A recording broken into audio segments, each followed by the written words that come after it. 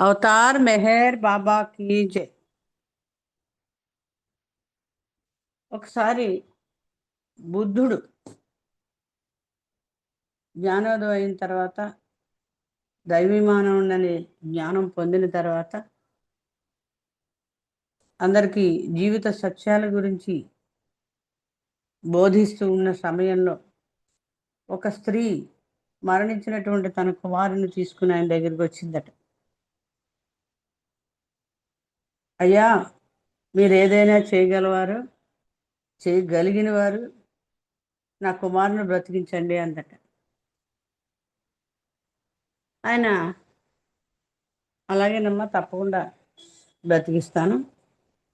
అయితే నువ్వు ఒక చిన్న పని చేసి పెట్టు. ఒక ఇంటికి వెళ్ళి కొంచెం ఆవగింజలు తీసుకురా, ఏదైనా ఒక ఇంటికి వెళ్ళి అందట. అదెంత పని అని అనుకుంది ఈవిడ. అయితే ఆయన ఒక కండిషన్ చెప్పారు. ఏమిటట? ఏ ఇంట్లో అయితే ఏ కష్టము లేదో ఆ ఇంటి నుండి ఈ ఆవాలు తీసుకురావాలి. బయలుదేరింది ఈవిడ. ప్రతి ఇంట్లోనూ కూడా ఏదో ఒక సమస్య, కష్టము చెబుతూనే ఉన్నారు. గంట అయిపోయింది, 2 గంటలు అయిపోయింది. ఒట్టి చేతులతో తిరిగి వచ్చి బుద్ధునితో, ప్రభు, మీరు అన్నట్లుగా నేను ఆవాలు తీసుకురాలేకపోయాను.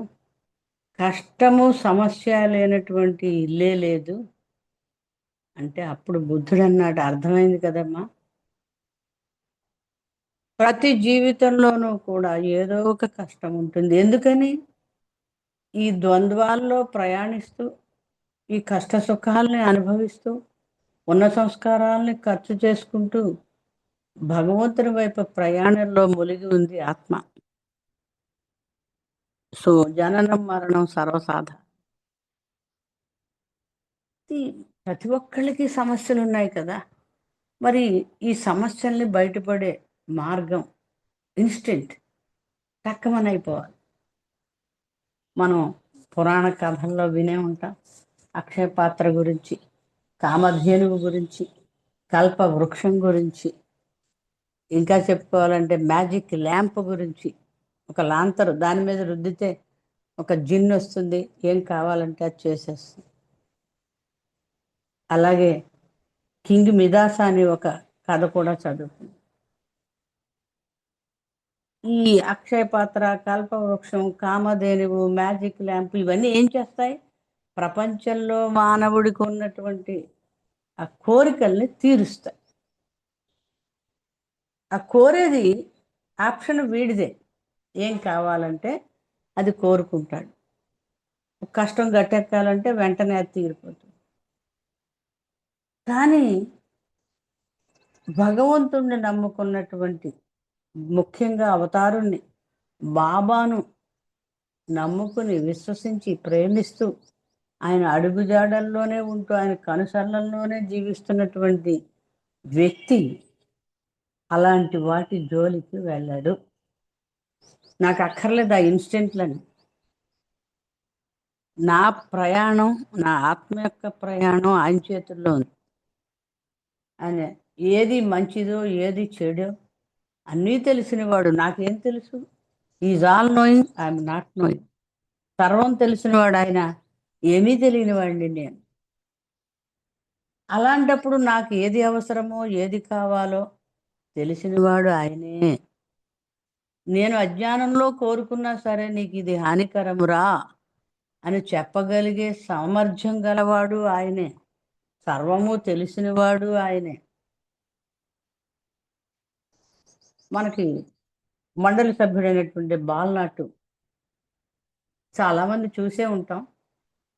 ఆయన శారీరకంగా చాలా ఆరోగ్య సమస్యలతో ఉంటూ బాబా పైనే 100%, 200% ఆయన మీద ఆధారపడి జీవిస్తూ ఉండేవాడు. ప్రతి చిన్న విషయానికి కూడా ఆయన చెప్తారు. ఏమంటారంటే, ఒక తల్లికి బిడ్డకి ఉన్నటువంటి సంబంధం లాంటిది నాకు బాబాతో ఉన్న సంబంధం. బిడ్డ ప్రతి చిన్న అవసరానికి, ఎటువంటి బిడ్డట? నిస్సహాయమైనటువంటి బిడ్డ. ఒక కాలు సరిగ్గా లేదు, ఒక చేయి సరిగ్గా లేదు, ఒక కన్ను సరిగ్గా లేదు. తల్లిపైనే పూర్తిగా ఆధారపడి ఉన్నటువంటి బిడ్డ ఎలా ఉంటుందో అలాగ నా పరిస్థితి ఉండేది. దానికి తగ్గట్టుగా నేను ఆయన్నే పూర్తిగా పట్టుకుని, నువ్వు తప్ప వేరే దారి లేదు నేను జీవించడానికి అనేటువంటి ఏకైక దృష్టి, ఏకోన్ముఖ దృష్టి ఆయనపైనే పెట్టి జీవిస్తున్నవాడు బాలనాడు. ఆయనకు విజన్లో బాబా కనిపించినట్లుగా, బాబాతోటి మాట్లాడినట్లుగా, ఆ మాటల్లో రకరకాల ఆధ్యాత్మిక రహస్యాలు బాబా ఆయనకి చెప్పినట్లుగా పుస్తకాల్లో రాశారు. కాన్వర్సేషన్స్ అనేటువంటి పుస్తకం చాలా ప్రాచుర్యం పొందింది. ఆయనతోటి సంభాషణలు నేరుగా సాక్షాత్తు భగవంతుడితోటి ఒక ప్రేమికుడు చేసినటువంటి సంభాషణలు ఇందులో ఉంటాయి.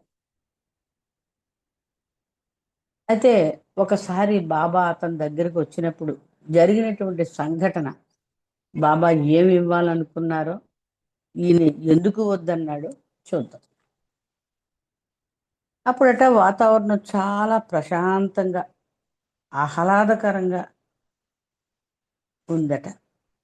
నాకు కూడా చాలా హాయిగా అనిపిస్తూ ఉంది ఆ పరిస్థితుల్లో. ఈ వాతావరణం చూడగానే అతనికి ఏమైందట, ఏమనిపించిందట, బాబా రావడానికి ఇది సరైన సమయం, వస్తే బాగుండు. నాకు బాగుంది, వాతావరణం కూడా బాగుంది. అయితే ఎన్నోసార్లు వచ్చాడు అంతకుముందు, నాకు ఎన్నో గుణపాఠాలు నేర్పించాడు. అప్పుడు నేను తెలుసుకున్నది ఏమిటి, నీవు రావాలంటే ఏదైనా కారణం ఉండాలా, దానికి ఏమన్నా రూల్స్ రెగ్యులేషన్స్ ఉన్నాయా, ఏమీ ఉండవని నేను గ్రహించాను. వేళ పాళ ఉండదు, కారణం ఉండదు, నియమాలు ఉండవు. ఆయన ఎప్పుడు తలిస్తే అప్పుడు నా ముందు ప్రత్యక్షమైపోతాడని గతంలో అనుభవాన్ని బట్టి నేను గ్రహించాను. ఇంకా చెప్తున్నాడు, ఆయన కృప ఎలాంటిదట, మలయమారుతంపై ఎగిరే పక్షిలాగా ఉంటుందట.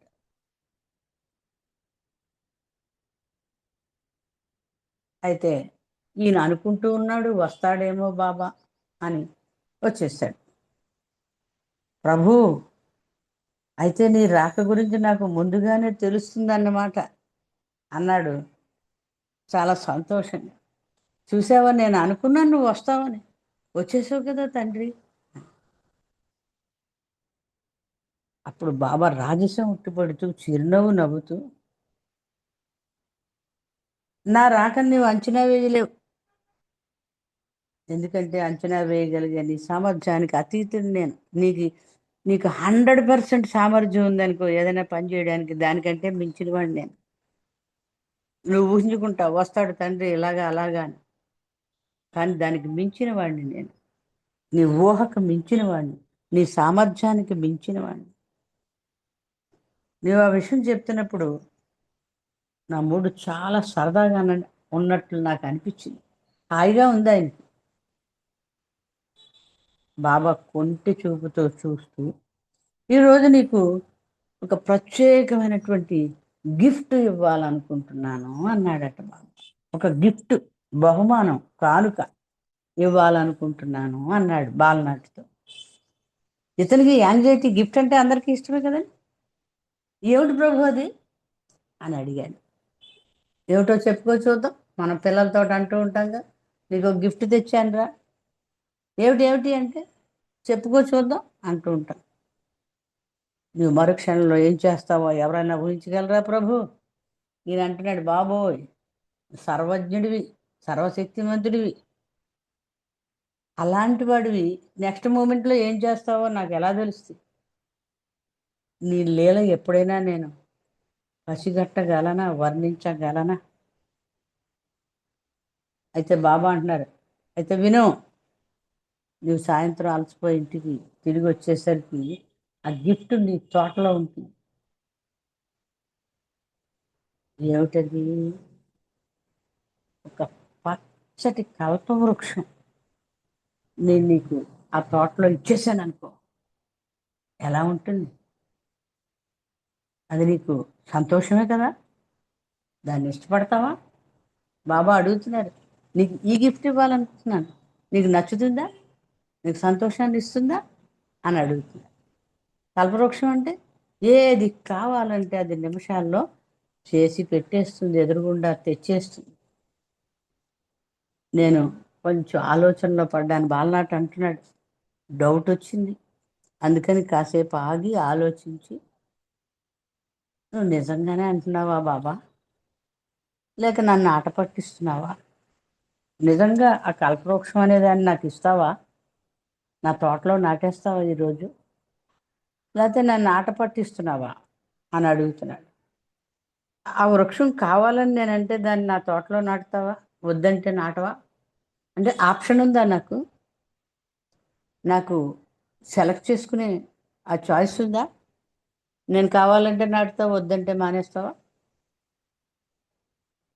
అంటే నాకు ఏది కావాలో అది సెలెక్ట్ చేసుకునే స్వేచ్ఛ నాకు ఇస్తున్నావా?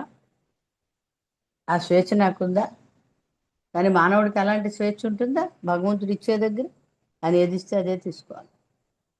కానీ మనం ఎప్పుడు ప్రయత్నం చేసేది, నాకు కావాల్సింది నువ్వు ఈ తండ్రి అని అడుగుతూనే ఉంటాం. కర్మశాస్త్రం ప్రకారం ఏది మనకు రావాలో అదే వస్తుంది, అదే జరుగుతుంది. అయినప్పటికీ కూడా మనం నమ్ముకున్న తండ్రి మనకి ఏదైనా చేయగలడు అనేటువంటి భరోసాతో, విశ్వాసంతో మనకు కావాల్సింది ఇలా చేయి తండ్రి అని అడుగుతూ ఉంటాం. ఇక్కడ బాలనాటి ఏమంటున్నారు, ఏమిటి బాబా నువ్వు ఇస్తానన్నది నాకు కావాలంటే ఇస్తావు, లేకపోతే అక్కర్లేదనమాట, ఇవ్వు అనమాట. నాకు ఇష్టమైతే ఇస్తావు, నాకు చాయిస్ ఉంది, నేను సెలెక్ట్ చేసుకుంటానన్నమాట. సెలెక్ట్ చేసుకునే స్వేచ్ఛ నాకు నువ్వు ఇచ్చావన్నమాట. అవును, అందుకే కదా నేను అడుగుతున్నాను అన్నారు బాబా. అవునయ్యా, నీకు కావాలంటే ఇస్తాను, వద్దంటే మానేస్తాను. ఒకవేళ నాకు ఆ స్వేచ్ఛ ఇస్తే, ఆ వృక్షం లేకుండా ఉంటేనే నాకు బాగుంటుంది, క్లియర్గా చెప్పేశాడు అతను. నిజంగా నాకు కావాలా వద్దా అని నువ్వు అడిగావు అనుకో, వద్దనే చెప్తాను. నాకు ఆ చెట్టు వద్దే వద్దు, ఆ కల్పవృక్షం వద్దే వద్దు. బాబా అంటున్నారు, నీ సమాధానం చాలా వింతగా ఉందే, దీన్ని వద్దని చెప్తూ చక్కటి అదృష్టాన్ని పోగొట్టుకుంటున్నావు చూసుకో. నాకు నీకు ఇవ్వాలనే స్ఫూర్తి కలిగింది, ప్రేరణ కలిగింది. అందుకని అద్భుతమైనటువంటి ఈ కానుకను నీకు ఇస్తానంటుంటే వద్దంటున్నావేమిట్రా బాబు? నీకున్న సమస్యలన్నిటికీ పరిష్కారం ఇచ్చేస్తుంది ఆ వృక్షం. అలాంటి గొప్ప అవకాశాన్ని నువ్వు జార విడుచుకుంటున్నావేమో, ఆలోచించుకో అన్నారు బాబా. మళ్ళా ఎరేస్తున్నారు, నీకు చాలా అద్భుతమైనటువంటి అవకాశం ఇస్తున్నాను. నీ సమస్యలు అన్నీ తీరిపోతాయి క్షణాల్లో, ఇంకే సమస్య ఉండదు అసలు. వద్దంటున్నావు ఏమిటి? చాలా అదృష్టాన్ని చేజార్చుకుంటున్నావు, కాలుదనుకుంటున్నావు అన్నారు బాబు. అవ్వచ్చు, అతి అరుదుగా నీవిచ్చే బహుమానాన్ని నేను పోగొట్టుకోవచ్చు. ఎప్పుడో కానీ నువ్వు ఇవ్వవు కదా బహుమానం. ఆ బహుమానాన్ని నేను చేజార్చుకున్నట్లే, కరెక్టే. అయితే అలాంటప్పుడు నన్ను ఎంపిక చేసుకునే స్వేచ్ఛ నాకు ఎందుకు ఇచ్చావు? నీకు కావాలా వద్దా అని ఎందుకు అడిగావు? ఇచ్చేయచ్చు కదా. ఇచ్చి పారేస్తే చచ్చినట్టు ఒప్పుకుంటాను కదా. కావాలా వద్దా అని నన్ను అడగకుండానే నువ్వు నాకు దాన్ని ఇచ్చేయచ్చు కదా. ఏదేమైనా నేను నీ ముందు నిజాయితీగా ఉండాలి కదా. నీకు తెలియదు ఏమీ లేదు కదా. అబద్ధం చెప్తే కుదరదు కదా, దాచిపెడితే అస్సలు కుదరదు కదా. నీ దగ్గర నేనేమీ దాచుకోను. నీవు ఇచ్చేదాన్ని వద్దనడానికి నా కారణాలు నాకున్నాయి ప్రభు. నువ్వు అంత అద్భుతమైనటువంటి కానుకని ఇస్తానంటున్నావు, కానీ నేను వద్దని ఎందుకు అంటున్నానో నీకు తెలుసా? నా కారణాలు నాకున్నాయి, నా భయాలు నాకున్నాయి. నిజంగానా? ఆ కారణాలు ఏమిటో చెప్పు అని బాబా అడుగుతున్నారు. ప్రభు, నీకు తెలుసు కదా నేను ఎలాంటి వాడినో, నీకు తెలుసు కదా. అతి సామాన్యమైన వాడు, ఓపిక లేనివాడు. పైగా నా చుట్టూ ఉన్న ప్రపంచం నన్ను ఆకర్షిస్తూ నన్ను అనేక ప్రలోభాలకు గురి చేస్తూనే ఉంటుంది. నేను నీకు చాలా దగ్గరగా ఉన్నాను అనుకుంటున్నాను, కానీ మాయలో ఉన్న ఆకర్షణలు తన వైపు లాక్కోవడానికి ప్రయత్నిస్తూనే ఉన్నాయి. నేను బక్క మనిషిని కదా, చాలా తొందరగా దాని వైపు ఆకర్షించబడిపోతాను. అలాంటి భయం కూడా నాకుంది. అది నన్ను తన వైపు లాగేసుకుంటూ ఉంటుంది. ఆ ప్రలోభాలలో నేను చిక్కుకుపోయి దానికి అట్రాక్ట్ అయిపోయేలాగా నన్ను చేసేస్తూ ఉంటుంది ఈ మాయ. నేను నీవిచ్చే ఆ కల్పవృక్షం కింద కూర్చుని కోరకూడనివి, పొందకూడనివి నేను పొందడానికి ఆ వృక్షాన్ని వాడేసుకున్నాను అనుకో. నువ్వు ఇచ్చావు కదా అని నేనేం చేయొచ్చు? ఏవైతే కోరకూడదో అవి కోరేసుకోవచ్చు, ఏవైతే పొందకూడదో అలాంటివి పొందేయచ్చు. నా పని ఏమిటప్పుడు? నా గతి ఏమిటి? నాకు సరిపడినవి వేటివైతే ఎన్నాళ్ళు నువ్వు నాకు ఇవ్వలేదు వాటిని ఆ చెట్టు నాకు ఇచ్చేస్తే, నువ్వైతే చక్కగా ఆలోచిస్తావు నాకు ఏది సరైంది, ఏది కాదు, ఏది నా ఆత్మ ప్రయాణానికి అవసరము, ఏది అవసరము లేదు అని విచక్షణతోటి నీవు నాకు ఏది కావాలో అది ఇస్తూ ఉంటావు. ఆ చెట్టు అలా చేయదు కదా, ఆ వృక్షం అలా చేయదు. నేను అడిగిందల్లా ఇచ్చుకుంటూ వెళ్ళిపోతుంది. అలా ఇచ్చేసింది అనుకో, ఎంత ప్రమాదం. నేను అడగకూడను అడిగేసి పొందకూడనివి పొందేశాను అనుకోండి, అప్పుడు ఎంత డేంజర్. దానివల్ల నీ ఇచ్చుకు వ్యతిరేకంగా వెళ్ళే ప్రమాదంలో పడిపోతాను కదా. అంతే కదా, ఎన్నాళ్ళు నీవు చెప్పిన దారిలో నీవు కనుసన్నల్లో నేను నడుస్తూ ఉన్నాను. ఇప్పుడు ఏమవుద్ది? ఆ చెట్టు నన్ను ఇంకోవైపు తీసుకుపోతుంది, ఆ వృక్షం నన్ను మరొక వైపు తీసుకుపోతుంది, ప్రమాదంలో పడిపోతాను. ఇదే నా భయం అంటూ నా మనసులో మాట బాబాకి చెప్పేశాను. నేను ఎందుకు వద్దంటున్నాను బాబా, ఇది కారణం. నేను దూరం అయిపోతాను, మాయకు దగ్గర అయిపోతాను. చాలా డేంజర్ ఉంది అందులో. అడగకూడను అడిగేసి పొందకూడను పొందేసేసి నీకు దూరం అయిపోతాను. నువ్వైతే నేను అడిగినా కూడా నాకు అవసరం లేకపోతే నువ్వు ఇవ్వవే.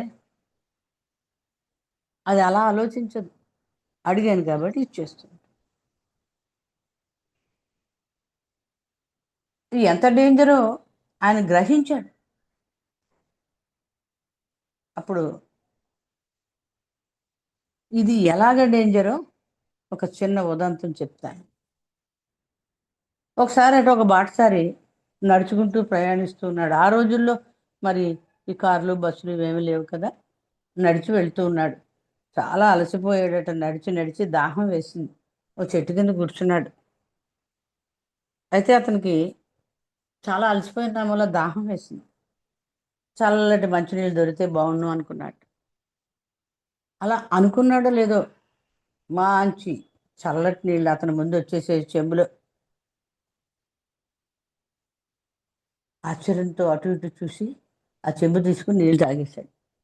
ఎవరో తెచ్చారబ్బాయి నీళ్ళని కొంచెం అటు ఇటు చూసి, ఉన్నాయి కదా నీళ్ళు, దొరికే దాహం వేస్తుంది, తీసుకుని తాగేశాడు. దాహం తీరిపోయింది. తర్వాత ఏమొస్తుంది? ఆకలి. బాగా అలసిపోయినాడు, కడుపులో ఆకలి మొదలైంది. మంచి భోజనం వస్తే బాగుంటుందనే ఆలోచన వచ్చింది. వెంటనే పళ్ళల్లో రుచికరమైన ఆహారాలు అతని ముందు ప్రత్యక్షమవుతాయి.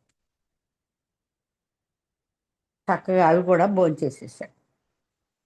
నిద్ర వస్తుండటంతోటి భోంచేశాడు, నీళ్ళు తాగాడు, భోజనం అయింది.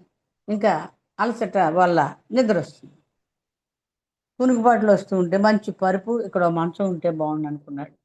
అంతే, అతను మనసులో అనుకున్నాడో లేదో ఆ మంచం కింద ఒక పరుపు మంచం వచ్చేసి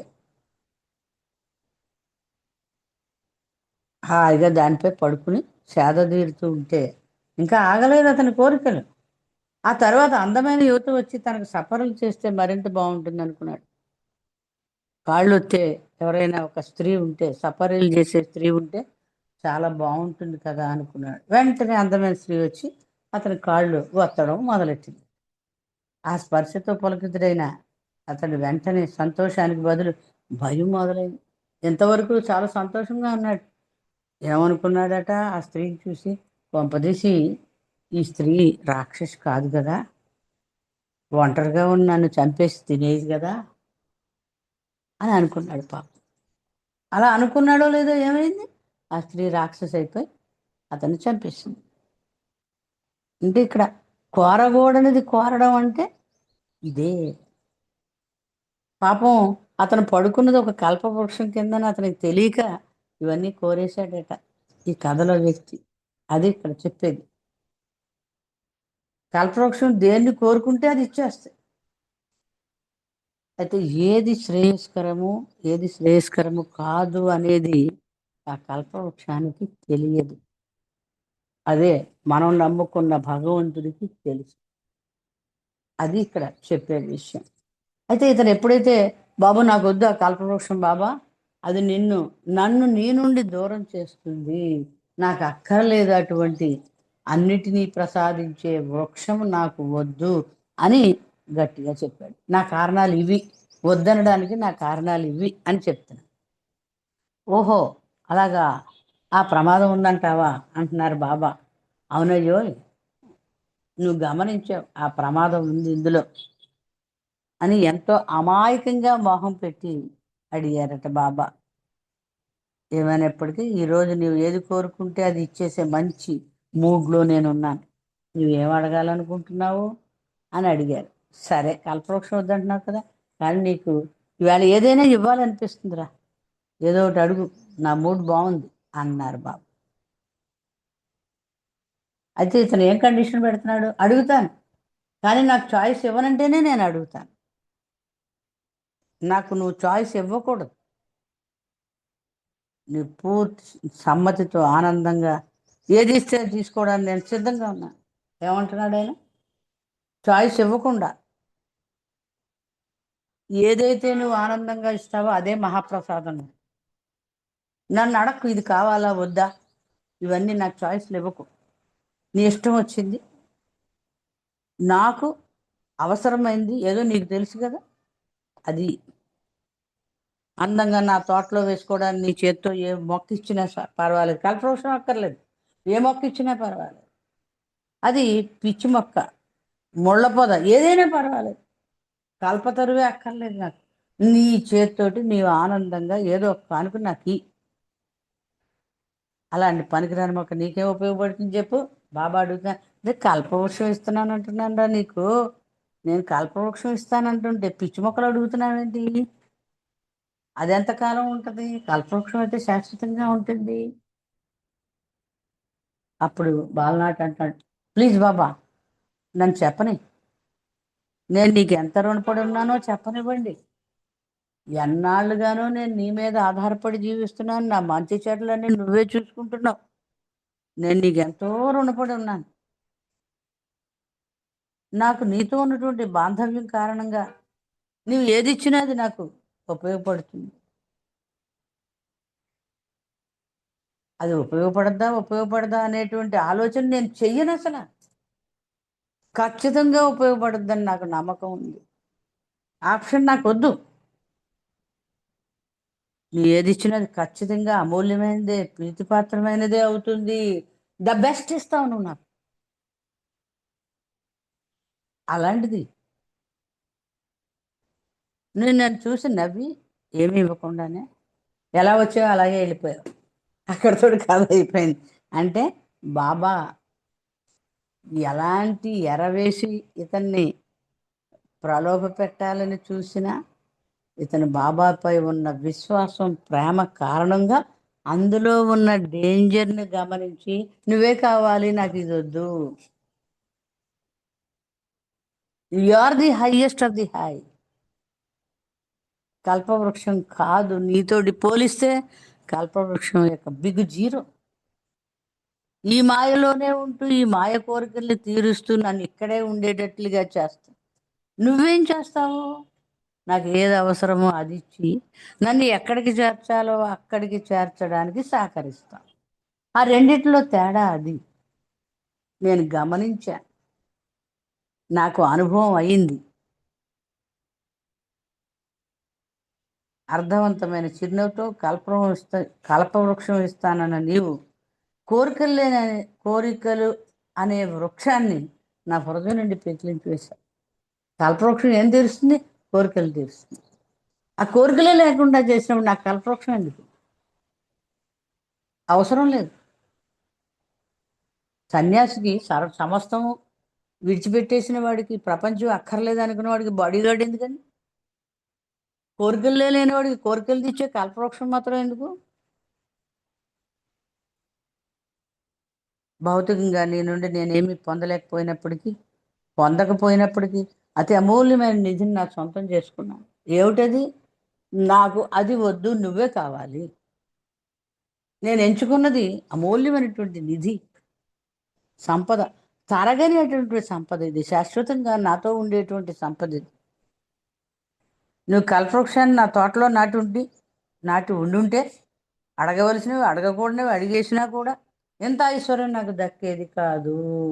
ఆ కల్పవృక్షాన్ని నువ్వు అన్నట్టుగా నేను సరే బాబా నాటే అని అన్నాను అనుకోండి, దాని దగ్గర కూర్చుని అడగవలసినవి అడగకూడనివి చెత్త చెదారం అన్నీ అడిగేసేసి పొందేది సున్నా.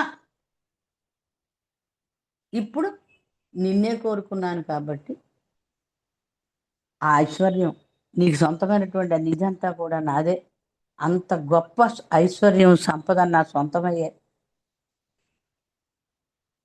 అయితే మనసు ఎంత చంచలమైంది. మనసు ఏం చేస్తుంది? స్వేచ్ఛ ఇచ్చామనుకోండి, ఒక పిల్లాడికే మనం ఒక చాకోబార్ ఐస్ క్రీము, ఒక పెన్సిల్ ఇచ్చామనుకోండి, వెంటనే పెన్సిల్ పక్కన బారే చాకోబార్ తీసుకుంటాడు. ఎందుకంటే మనసు చెప్తుంది అది మంచిదిరా, నువ్వు తింటే హాయిగా ఉంటుంది, చల్లగా ఉంటుంది, హ్యాపీగా ఉంటావు. పెన్సిల్ తర్వాత ఎలాగో ఇస్తాడు నాన్న. అలాగనమాట మనసు ఎంత టక్కరిదో మనం చెప్పలేం. అరుదుగైనప్పటికీ కొన్నిసార్లు నీవు నాకు ఇచ్చిన స్వేచ్ఛను తప్పుగా వాడేసుకుని ఉంటే ఎలా ఉండేదో. నువ్వు ఇస్తానన్నావు కదా అని ఓకే చేసేసి నేను ఆ చెట్టుని నాటించేసుకుంటే కొంపలు అంటుకుపోతాయి.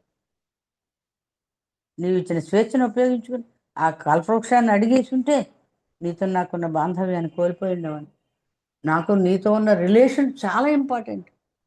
దాన్ని పోగొట్టి పోగొట్టుకుని ఉండేవాడిని ఆ కల్పవృక్షాన్ని కానీ కోరుకుని ఉంటే. చాలా మంచి పని చేశాను. అతను ఊరట చెందుతున్నాడు అనమాట. తన ఎంపిక సరైంది అనేటువంటి భరోసాతోటి ఇవన్నీ స్మరించుకుంటూ ఉన్నాడు. ఆ వృక్షానికి కావాలని నేను నిన్ను అడిగి ఉంటే, నువ్వు నాకు దాన్ని ఇచ్చేసి ఉంటే, ఇక నేను ఏది అడిగే అవకాశం నాకు ఉండుండేది కాదు. దానివల్ల పడిపోయి ఉండేవాడిని. నీ దగ్గరికి రావడానికి నాకు ఆస్కారం ఉండేది కాదు. దాని కబంధ హస్తాల్లో చిక్కుబడి ఉండిపోయేవాడిని. నీతో బాంధవ్యం పోయేది, నీ దగ్గర ఉన్న స్వేచ్ఛ పోయేది, నీ దగ్గర ఏది కావాలంటే అది అడిగే ఆ అవకాశం కూడా పోయింది. ఎందుకంటే నేను ఏదైనా అడిగితే అన్నీ ఇచ్చే కల్పవృక్షం నీ వద్ద ఉంది కదా, దాన్ని అడుగు అని ఉండేవాడివి నువ్వు. నన్ను అడుగుతున్నావు ఏంట్రా? నీకు ఇచ్చాను కదా కల్పవృక్షం, దాన్ని అడుగు, అది నీకు అన్నీ ఇస్తుంది అని నువ్వు అని ఉండేవాడు. ఇప్పుడు అలా అనే అవకాశం లేదు కదా. అలాగైతే ప్రభువుని విడిచిపెట్టేసి ఆయనకు దూరం అయిపోయి ఆ వృక్షాన్ని నమ్ముకుని ఉండేవాడిని. అదోగది పాలయ్యేవాడిని.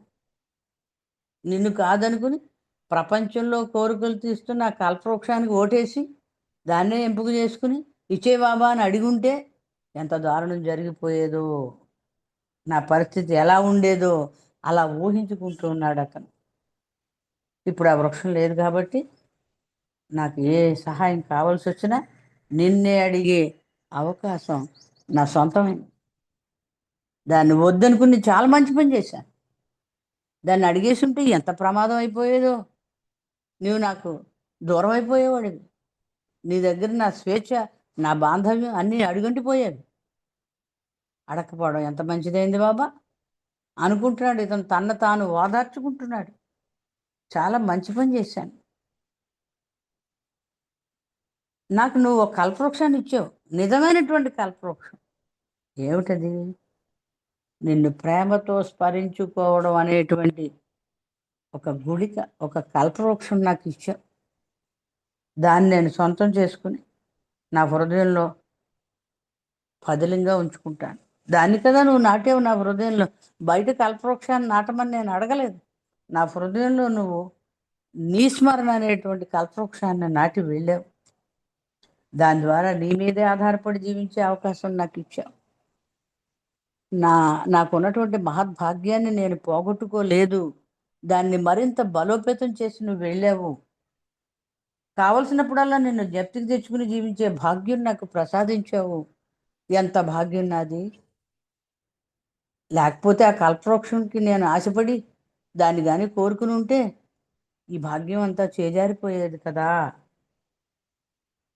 నేను ఏ కల్పవృక్షాన్ని కోరుకోలేదు కాబట్టి ఒక నిన్నే అడుగుతాను. ఇంకా కల్పవృక్షం లేదు కదా, దాన్ని అడిగని నువ్వు అనడానికి వీలేదు కదా. నాకున్నది నీ ఒక్కడవే దిక్కని చెప్తున్నాను కదా. కాబట్టి నేను నీ మీదే ఆధారపడి ఉంటాను. నాకు ఏ వృక్షమో అక్కర్లేదు, నాకు ఏ కోరికలు తీరవలసిన అవసరము లేదు అని గట్టిగా నిర్ణయించుకున్నాడు. నీవు నా గుండెల్లో నాటి వెళ్ళిన కల్పవృక్షం నిరంతరం నీకు సంతోషాన్ని కలిగించేదిగా ఉండుగాక. వాడు ఏమంటున్నాడు ఆయన? నువ్వు ఏదిస్తే అది మహాభాగ్యంగా నేను స్వీకరిస్తాను. నేను అడిగింది నువ్వు ఇవ్వాలని రూల్ లేదు. నువ్వు ఏది ఇస్తే అది, కానీ నేను నీ మీదే జారబడి ఉంటా. నువ్వు నాకు ఇచ్చిన దాంతో నేను నిన్ను సంతోషపెట్టేటట్టుగా నాకు సహాయం చేతంటు. నువ్వు ఏది ఇచ్చినా పర్వాలేదు, ఎందుకంటే నాకు ఏది మంచో ఏది చెడో నీకంటే బాగా తెలిసినవాడు ఎవ్వడు లేడు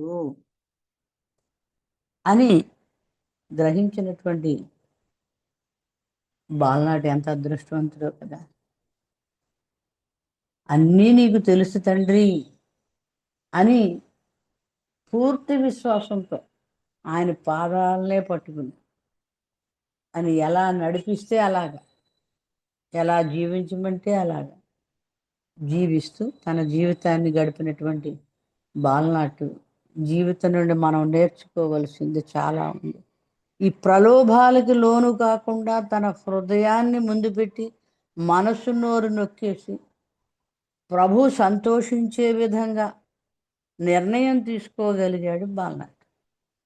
అది ఇక్కడ మనం గ్రహించవలసిన విషయం. మాయ ఎప్పుడూ మనల్ని ప్రలోభ పెడుతూనే ఉంటుంది, ఎర చూపిస్తూనే ఉంటుంది, దాని వైపు లాక్కోవడానికి చూస్తూనే ఉంటుంది. దాని పని అది, మనల్ని భగవంతుని నుండి దూరం చేయడం, తన వైపు లాక్కోవడం. బాబా అన్నారు, దాన్ని సంతోషపెట్టాలి, మాయని అనుభవించేయాలి, భగవంతుడి మాట వినాలి అనుకుంటే రెండిటి మధ్య నువ్వు నలిగిపోతావు. ఇదో అదో తేల్చుకో.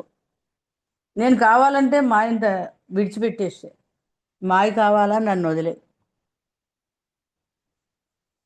రెండు కావాలనుకుంటే కుదరదు. కానీ బాబా చెప్పిందంటే ఈ మాయలోనే ఉండు, కానీ తామరాకు మీద నీటి బొట్టులా దాన్ని అంటిపెట్టుకోకుండా ఉంటూ ఇదంతా కూడా బాబా నాకు ఇచ్చిన కర్తవ్యం అనుకుంటూ మాయలోని బాధ్యతను నెరవేరుస్తూ నా స్మరణలో గడుపు అన్నారు.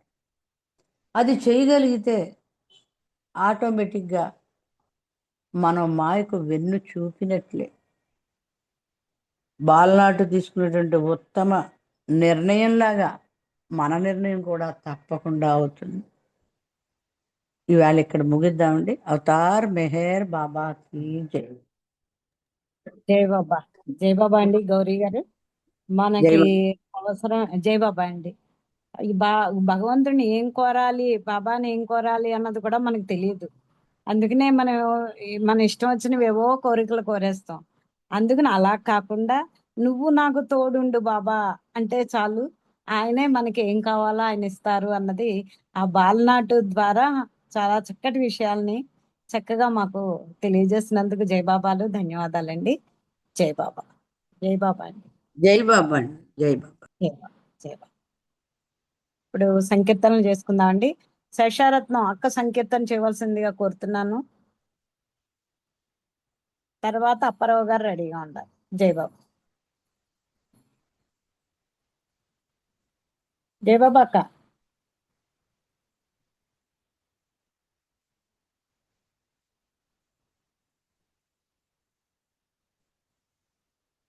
అక్క వినిపించట్లా, పాడుతున్నావా?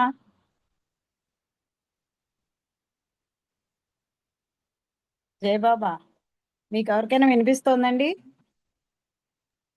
మీ వాయిస్ వినిపిస్తుందండి, ఆవిడ వాయిస్ వినిపించట్లా. వినిపించట్లేదు కదా. ఉమ్. అక్క నీ వాయిస్ వినిపించట్లా, లెఫ్ట్ అయ్యి మళ్ళారా. అప్పారావు గారు మీరు సంకీర్తన చేయండి. జై బాబా. अवतार मेहर बाबा की जय। पीछे थोड़ा। अवतार मेहर बाबा की जय। अवतार मेहर बाबा की जय।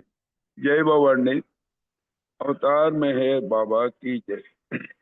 కలనైన ఒకసారి కనిపించరాదా, కనులు కాయలు కాయే కరుణయే లేదా, కలనైన ఒకసారి కనిపించరాదా, వీటితో